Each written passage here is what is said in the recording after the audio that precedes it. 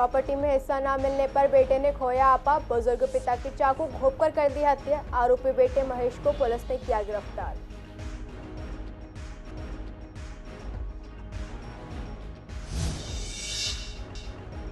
Anand Vihar police की team ने एक नाबालिग को पकड़ा। आरोपी के पास से एक देसी कट्टा किया गया बरामद। पुलिस ने आर्म्स एक्ट के तहत मामला किया दर्ज।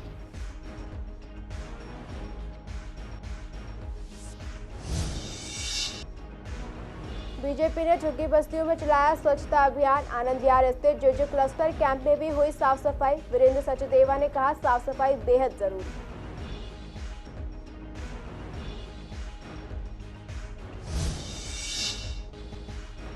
पुलिस ने एक स्नैचर को किया गिरफ्तार। आरोपी के पास से स्कूटी बरामद। आरोपी पर दर्ज है झपटमारी के कई मामले।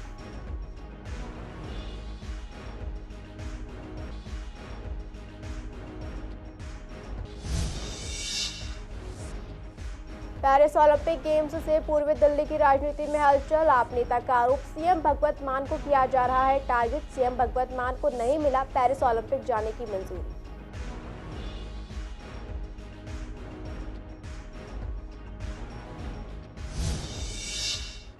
नमस्कार, आप देख रहे हैं सीसीएन लाइव। मैं हूं आपके साथ दुर्गा शर्मा। आप सभी का स्वागत है हमारे खास कार्यक्रम पूर्वी दिल्ली खास में। बुलेटिन की शुरुआत करेंगे कुछ खास खबरों के साथ। न्यू अशोकनगर में रिश्तों को शर्मसार करने का मामला सामने आया है। शनिवार को एक युवक ने संपत्ति में हिस्सा न मिलने पर बुजुर्ग पिता की पेट पर चाकू घोंपकर उनकी हत्या कर दी। आरोपी बेटे ने इस वारदात को लूटपाट के लिए एक हत्या किए जाने का रूप देने की कोशिश की। मृतक की पहचान 72 साल के गौतम ठाकुर के रूप में की गई है। वो एमटीएनएल से सेवानिवृत्त थे। पुलिस ने शव को कब्जे में लेकर पोस्टमार्टम के लिए लाल बहादुर शास्त्री अस्पताल में भिजवा दिया। न्यू अशोकनगर थाना ने हत्या समेत कई धाराओं में एफआईआर दर्ज कर ली है। मृतक के आरोपी बेटे महेश को भी गिरफ्तार कर लिया गया है। छत पर रखी पानी की टंकी के पास से वारदात में उपयोग हुआ चाकू और ग्लव्स भी बरामद कर लिया गया। गौतम ठाकुर परिवार के साथ न्यू अशोकनगर सी ब्लॉक में रहते थे। परिवार में पत्नी, बड़ा बेटा मुकेश और छोटा बेटा महेश है। हम लोग सुबह सोए थे तो हमारे देवर गए कि वो इनको हमारे हस्बैंड को बोले, दरवाजा खटखटाया तो मेरे हस्बैंड को लेके आए ऊपर। फिर मैं भी भागे भागे आई पीछे से। तो आई तो हम पूछे कि क्या हुआ, तो वो करे पापा के किसी ने मार दिया है। फिर इतना ही मैं सुने, इतना ही हम देखे और इतने से पास हमारे हस्बैंड पुलिस को फ़ोन कर दिए, पुलिस के पास। अच्छा, सबसे पहले किसने देखा उनको? मेरे देवर ने। आपके देवर ने देखा? हाँ। तो उन्होंने क्या देखा? तो पता नहीं वो क्या देखे, हमें नहीं पता है। अच्छा। क्या कि हमें तो बुलाए थे, हम लोग देखे थे। तो पापा किस अवस्था में पड़े थे, क्या हुआ, कैसे? पापा जी ऐसा मारे थे, ऐसे पापा जी पर पापा का ये माँ ये वो जिसे लाद साइकिल गया था उनको पापा ऐसे पड़े। शादरा जिला आनंद विहार पुलिस की टीम ने हत्या के प्रयास के मामले में वांछित एक नाबालिग को पकड़ा। आरोपी के पास से एक देसी कट्टा बरामद किया गया है। मिली जानकारी के मुताबिक नाबालिग ने अलीपुर बाहरी जिले में एक महिला पर गोली चलाई थी और तब से वो छिपा हुआ था, जिसके बाद थाना अलीपुर दिल्ली में आर्म्स एक्ट के तहत मामला दर्ज कर जांच शुरू की गई। आपको बता दें, 27 जुलाई को आरोपी ने एक महिला पर गोली चलाई और छिपते छिपाते अपने वकील से मिलने कड़कड़ुमा इलाके पहुंचा, जहां आनंद विहार थाना पुलिस ने उसे गिरफ्तार कर लिया। नाबालिग भीड़भाड़ वाले इलाकों में जेब कतरी, खड़ी कारों से बैटरी चुराने और बंदूक दिखाकर डकैती करने में लिप्त था। नाबालिग के 2 भाई और एक बहन है। वो 3 साल पहले दिल्ली आया और हेल्पर के तौर पर काम करने लगा। हालांकि वो शराब और अन्य नशीली पदार्थों में लत हो गया। नशे की लत को पूरा करने के लिए आरोपी ने जेब कतरी और चोरी जैसी घटनाओं को अंजाम देना शुरू किया। बीजेपी ने आज 30 से ज्यादा विधानसभाओं की झुग्गी बस्तियों में स्वच्छता अभियान चलाया। इसी कड़ी में पूर्वी दिल्ली झुग्गी के आनंद विहार में मौजूद जेजे क्लस्टर कैंप बस्ती में भी स्वच्छता अभियान चलाया गया। इस अभियान में पार्टी के तमाम नेता और कार्यकर्ता शामिल हुए। आपको बता दें, बीजेपी प्रदेश अध्यक्ष वीरेंद्र सचदेवा ने आनंद विहार के जेजे क्लस्टर कैंप में इस अभियान को चलाया। साथ ही लोगों को सफाई के प्रति जागरूक रहने के लिए भी कहा। वीरेंद्र सचदेवा ने आगे कहा कि मानसून के समय में सफाई करना बेहद जरूरी है ताकि बीमारियों से बचा जा सके। हमारा उद्देश्य सिर्फ इतना है कि लोगों को जागरूक करना कि स्वच्छता अपने जीवन का एक अभिन्न अंग बने। माननीय प्रधानमंत्री जी का जो संदेश है कि स्वच्छ भारत स्वस्थ भारत, और आजकल जिस तरह से मानसून का सीज़न है, दिल्ली में लगातार डायरिया डेंगू के मामले बढ़ रहे हैं। तो इन लोगों को ये जागरूक भी करना है कि भाई अगर हम स्वच्छता रखते हैं तो अपने परिवार और अपने बच्चों को भी हम सुरक्षित रखते हैं और स्वच्छता को हम अपने जीवन का अंग बनाएं। रोज़ इस काम को करें, जहां हम काम करते हैं, जहां हम रहते हैं, सड़कों पर कूड़ा ना फैलाएं, अपने घर को स्वस्थ रखें, कूड़ा कूड़ेदान में डालें। क्या ये अभियान हमेशा के लिए चलेगा? लगातार चलने वाला अभियान है और मैंने कहा ना, स्वच्छता को अपने जीवन का अंग बनाना पड़ेगा। ये एक दिन का कोई काम नहीं हो सकता, इसको लगातार करेंगे तो हमारी दिल्ली इतनी स्वच्छ होगी कि जिस पर हम गर्व कर सकें। देखिए, दिल्ली सरकार अपने किसी भी कार्य को करने में नाकाम रही है। जो सरकार है उसके मुखिया जेल में बैठे हुए हैं, पूरी प्रशासनिक व्यवस्था अव्यवस्था में तब्दील हो गई है। पीने का पानी लोगों को मिलता नहीं, बारिश आती है तो लोग डूब जाते हैं। स्कूल हो, दवाई हो, शिक्षा हो, सब में हाल बुरे हैं। दिल्ली में बीमारी फैलने की आसन्न जो हम आशंका है, उसको देखते हुए भारतीय जनता पार्टी नरेंद्र भाई मोदी के प्रेरणा से दिल्ली के अध्यक्ष श्रीमान सचदेवा जी के नेतृत्व में भारतीय जनता पार्टी के कार्यकर्ता जे क्लस्टर में सफाई अभियान चला रहे हैं, जिससे कि ये जो हमारी कॉलोनियाँ जे क्लस्टर या निम्न वर्ग के जो लोग रहते हैं, ये बीमारियों से बच सकें और ये जो रेनी सीजन है ये स्वस्थ सीजन इनका बन सके। धन्यवाद। एसटीएफ शारदा की पुलिस टीम ने एक स्नैचर को गिरफ्तार किया। आरोपी के पास से चोरी की एक स्कूटी बरामद की गई है। गिरफ्तार आरोपी की पहचान जगतपुरी निवासी 31 साल के प्रतीक कपूर के रूप में की गई है। मिली जानकारी के मुताबिक एसटीएफ टीम को स्नैचर के बारे में गुप्त सूचना मिली थी। गुप्त सूचना पर टीम ने कार्रवाई करते हुए एक स्नैचर को गिरफ्तार कर लिया। आपको बता दें, आरोपी पर पहले से झपटमारी के 9 मामले दर्ज हैं। इन दिनों पेरिस में ओलंपिक गेम्स चल रहे हैं, जो कि अब भारतीय राजनीति में हलचल का विषय बन गया है। दरअसल पंजाब के मुख्यमंत्री भगवंत मान पेरिस जाना चाहते थे, लेकिन केंद्र सरकार ने सुरक्षा निमित्त उनको मंजूरी नहीं दी। इसी मुद्दे पर पूर्वी दिल्ली की राजनीति गर्मा गई है। इसी को लेकर संवाददाता ने शादरा से आप विधायक प्रतिनिधि योगेश भाटी, बीजेपी से पूर्व मेयर श्याम सुंदर अग्रवाल और कांग्रेस से प्रवक्ता चंद्र मोहन से बात की। आम आदमी पार्टी का कहना है कि यह दोहरी राजनीति है। एक देश का मुख्यमंत्री भारत की हॉकी टीम का हौसला बुलंद करने के लिए जाना चाहता है, लेकिन उसको रोका गया। केंद्र सरकार दिल्ली मुख्यमंत्री के साथ साथ पंजाब के मुख्यमंत्री को भी टारगेट कर रही है। इसी पर बीजेपी ने कहा कि मुख्यमंत्री भगवंत मान को Z+ सिक्योरिटी है और पेरिस में इतने कम नोटिस पर यह सुरक्षा मुहैया कराना संभव नहीं है, क्योंकि उनका समय काल भी 7 दिन का है। वो कांग्रेस ने भी इसको केंद्र सरकार की राजनीति कहा। दोहरी राजनीति ये केंद्र सरकार अपनाकर इस तरीके से, जैसे पहले केजरीवाल जी को, यहाँ दिल्ली के मुख्यमंत्री जी को, हमारे अभिभावक को बंद कर रखा है बिना किसी सबूत के, हर चीज़ों में जबरदस्ती ऊपर से, ताकि दिल्ली की जो विकास है उसको रोका जा सके।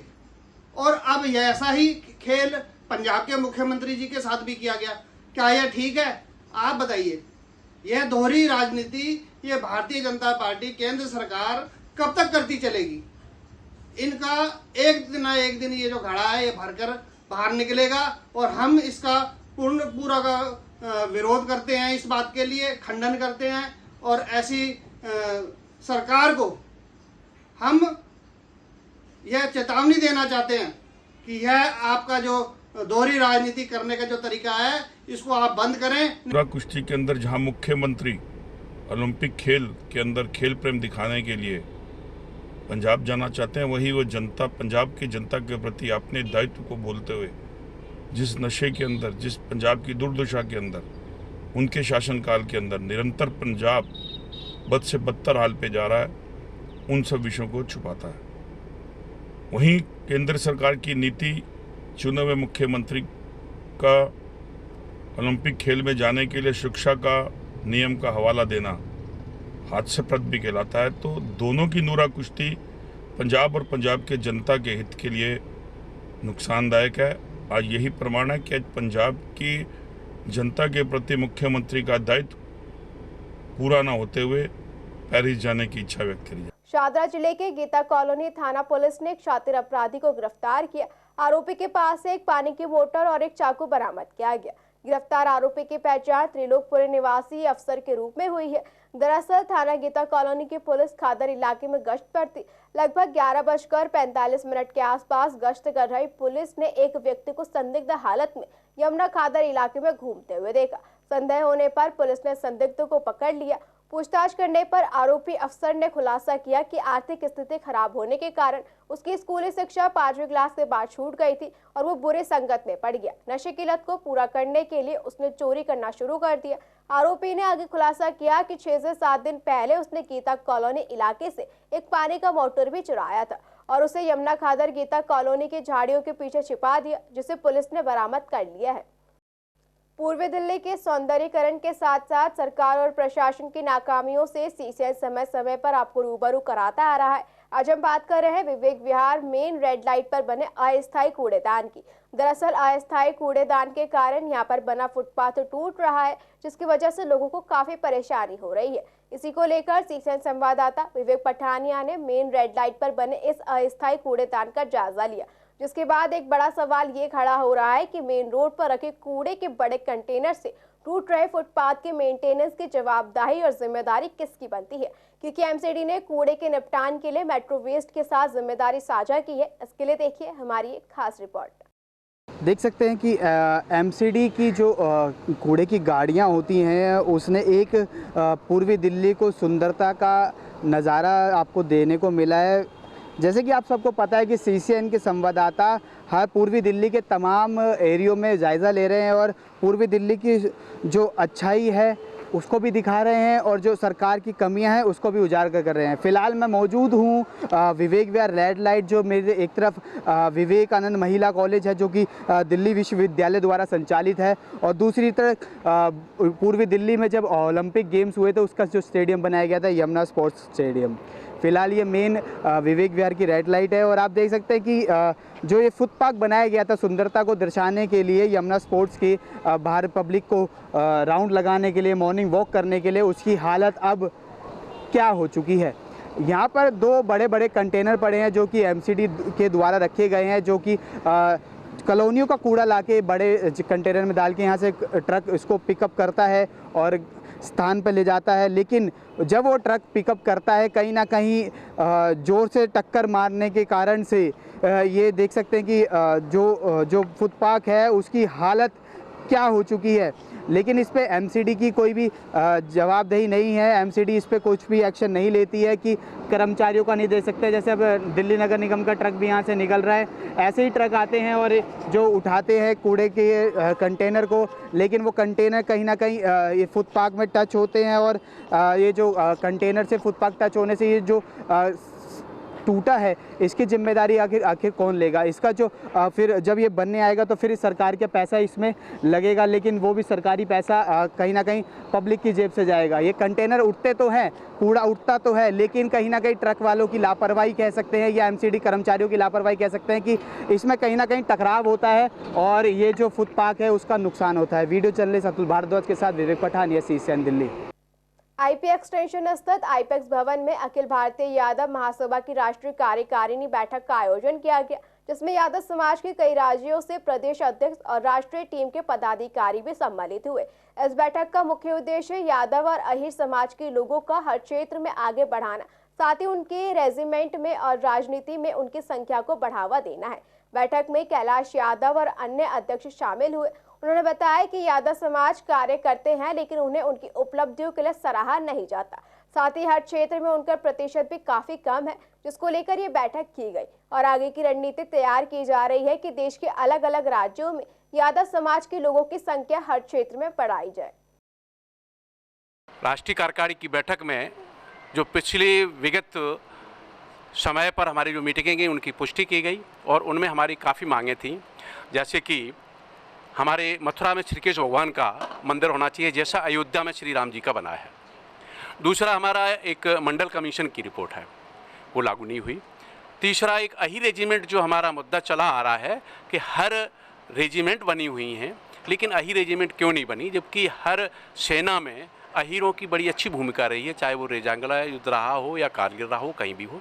तो हमें अहीर रेजिमेंट की मांग हमारी सुचारू रूप से चली आ रही है। हमारा अखिल भारतीय यादव महासभा का उद्देश्य है कि हमारे समाज के जो वंचित गरीब बच्चे हैं, जो शिक्षा नहीं मिल पा रही है, तो हम लोग जो हमारा संगठन उन बच्चों की मदद करेगा जिससे वो परिवार शिक्षित हो। और हमने अपने समाज के साथ साथ समाज में जो भी कुरीतियाँ हैं उसका जो है पूरे भारत में प्रचार कर रहे हैं। बहुत सारी चीज़ें हैं, नशा हैं, बहुत ऐसी चीज़ें उनसे दूर कैसे रहा जाए, बच्चों को, भारत को कैसे स्वस्थ बनाया जाए, इस प्रकार कर रहा है। ये ओबीसी के लिए कुछ भी नहीं कर रहे। वो ओबीसी की प्राइम मिनिस्टर है, लेकिन ओबीसी के लिए कुछ भी नहीं कर रहा है, एक पदक भी नहीं रखा है।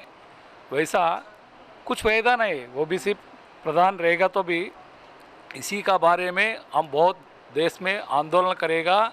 ओबीसी के लिए आगे बढ़ने के लिए सब लोग इकट्ठा करके बड़ा आंदोलन करने के में दिल्ली में भी जंतर मंतर में बड़ा एक महाधरना भी करने का है।